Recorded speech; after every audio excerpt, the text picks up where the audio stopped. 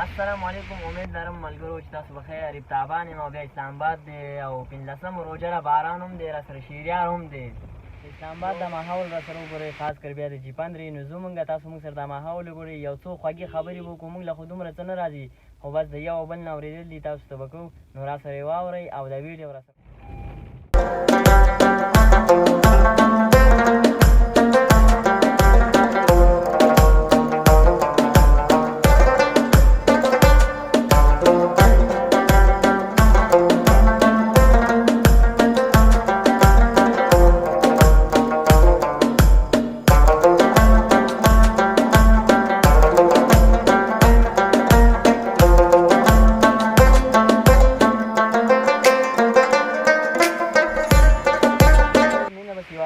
او نفرتونه به ختمو، د ملګرو سره به خوږې خبرې کوو.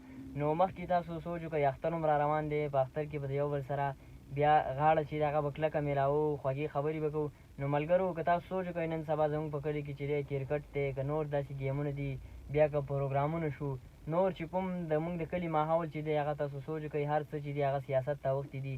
بس چې څوک د چا سره څه خبره کوي نو بس سیاست به پکې لازمي ټلي.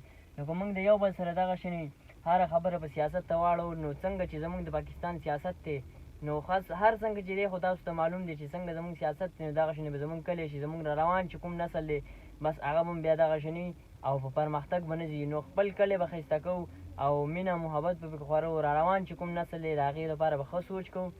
نو خپل دا کلی چې دا په شریکه ښایسته کوو، که هغه د هرې شعبې سره څوک تعلق لري، که هغه د پولیسو چې کوم کردار دی، بیا چې کوم د استادانو چې کوم کردار دی، کوم را روان نسل چې دی هغه به په پرمختګ سره بوځو او دغه شنې مینه محبت به سیوا کوو، نفرتونه به دې ختمو.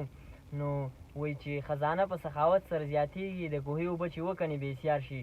نو که مونږ چېرته د دې زه وایم چې زه نه کوم په ما باندې کیسه نشتي، تاسو وایئ چې مونږ نه کوو په مونږ باندې کیسه نشتي، نو مونږ به هم دغه شنې پاتې سو لکه څنګه چې نن سبا وو. نو دغه شنې به د ملګرو سره به خوږې خبرې کوو او مینه محبت به سیوا کوو، نفرتونه به دې ختمو. نن سبا که تاسو سوچ وکړئ ډېر هلکان دي، ډېر ځوانان دي، ډېر خلک دی هغه وایي چې بس مونږ دا کار کوو، خو بس خلک به څه وایي. نو د خلکو په خبرو به ځان نه اړوئ، د خلکو خبرې چې دي هغه به پرېږدو، هغه به شاته اچوو. دا تنقیدونه چې دي نو دا تنقیدونه من چې مونږ ځان واړو ملګرو، نو مونږ به ژوند هم ونه کړو، ځکه چې تاسو سوچ کړئ نن سبا ډېر هلکان چې دي یا کوم ملګري چې دي هغه وایي خلک به څه وایي او دا چل وشي او هغه چل وشي. نو په دې خبرو به تاسو مخکې به هم ترقي و نور هم ونه کوئ. نو د خلکو خبرې به پرېږدو او چې کوم زموږ کار دی هغه به کوو. نو که د خلکو خبرو ته مونږ ځان دغه کړو نو زموږ به هر څه به زموږ نه پاتې. نو تا چې په خپل خدای باندې کې یقیني او په خپل ځان دې یقیني، نو ملګرو د دنیا یو طاقت هم تاسو په شا نشي اړولی.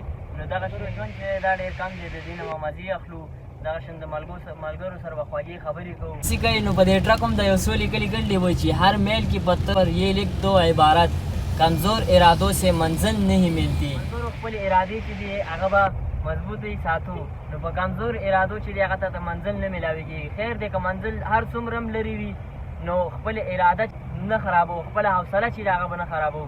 نو که تاسو سوچ وکئ که دا تنګي نالۍ دا چې روانې دا چې چانه په لاره کې دا تپوس نه کوي د خوړو چې خوړ څومره لرې دی، نو خپل محنت چې دی هغه به جاري ساتو. نو ځکه خو الله تعالی وایي چې محنت چې دی هغه زه د هندوم هسې نه بوځم.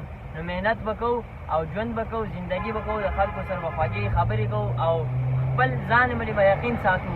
نو چې ستا په خپل ځان باندې کې یقین نه نو ته به وکړې څه او په الله تعالی به بروسه. انسان به د خپلې مرتبې نه خبر نه وم، انسان به د خپلې مرتبې نه خبر نه وم.